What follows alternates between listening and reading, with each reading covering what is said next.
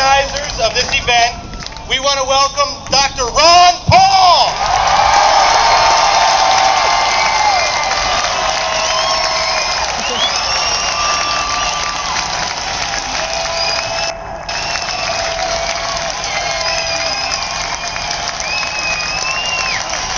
Thank you. Thank you.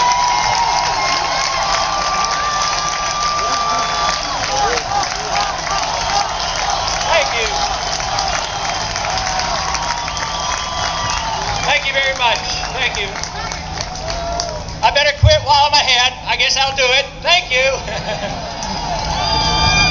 Before I get started, though, I do want to introduce the two individuals that came with me from my family, two of my granddaughters. That's Laura and Valerie.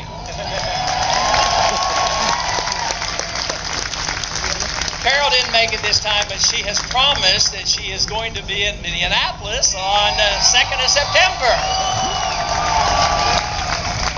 Now, it's really great. Great to be here. Great to see such a nice crowd. It's great to see the enthusiasm. Some people thought the enthusiasm was going to die down after the primaries. And I think I'm on the record of saying it's only the beginning, folks.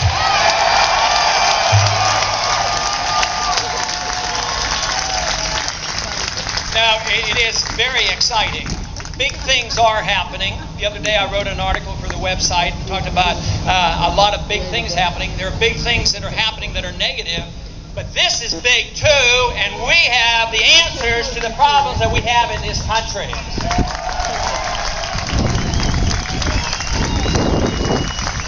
But it's obviously building. If you look at the financial crisis that is building the other day, Bernanke and Paulson was before the committee. And, I made the point to them that the American people are upset. Everybody has problems. And the government hasn't even admitted there's a recession yet. But all they have to do is get out of this town and find out how American people are forced to live and what they're up against and what's going on in this country. Then they'll realize that we are not on the right track, and we know where the right track is, and that is to follow the Constitution.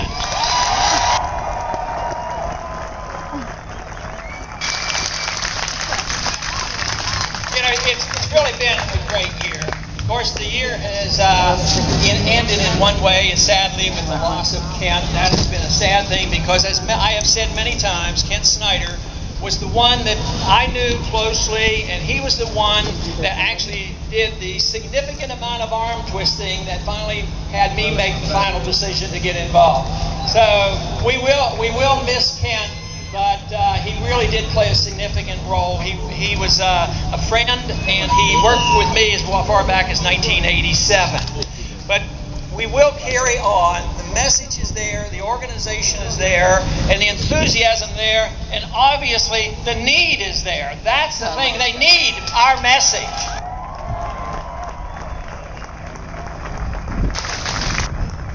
There were a lot of exciting things that happened. I think the reluctance I had a year and a half ago getting involved was not so much that I had the slightest doubt about the message. I've never had a doubt about the message of freedom and liberty and our Constitution. I had doubts whether I was to be the messenger and to lead this charge. Also, I didn't know how many belonged and still existed in our remnant. Our remnant is much bigger than we ever dreamed.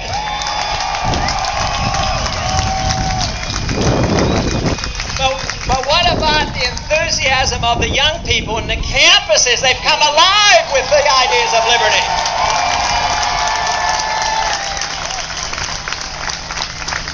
Now, I don't do any measuring about the mainstream media, but I understand that they didn't give us the best shake, that sometime we came up short. But what they didn't know about was, you 2 or 3 dozen spammers, how you could spread our message around the country. And all of a sudden, the message has been spread. One of the probably most interesting and entertaining events occurred early in the campaign when I think there was somebody else on the stage, I can't remember all their names. There were a total of 11, running. But I think he was a mayor of a big city. That's all I remember.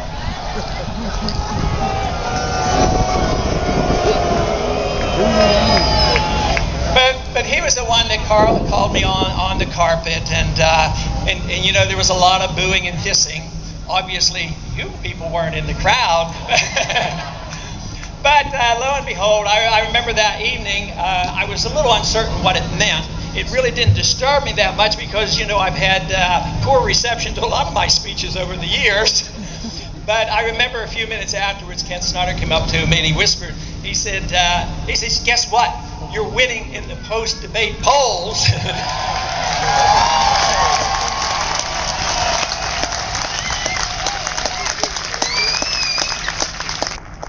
A couple days later, one of the mayor's supporters came to me on the House floor and wanted to rib me a bit. He said, well, I want to really thank you, Ron. He says, you really set my candidate up, and he really got the points in, and now, you know, he was considered by the Main Street media as being the leading candidate. And so I said, you know, in these last few days, it's pretty interesting that due to that confrontation, I probably got more attention in those 3 days than I had gotten in 30 years because of what he did. So that's what we can call a good unintended consequence of what people do. But no, the results have been fantastic. The response at the local level, at the student level. I can remember one of the early rallies occurred after the debate in Detroit. And that was, we went over to the University of Michigan, and I knew we had tapped into something, and I finally realized that young people were listening, and they did care about and understood something about the Federal Reserve System.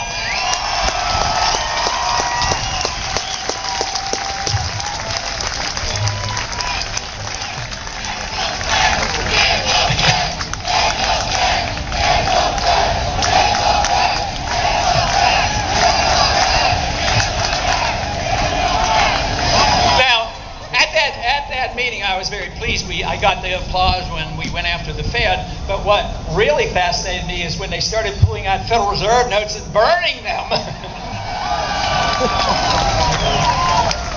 Probably the ashes are going to be worth more than the paper pretty soon at the rate we're going. So, but you know, the issues are coming into place. The two issues that I've worked on for so many years, now decades. First, it was the monetary issue associated with our economy and the business cycle.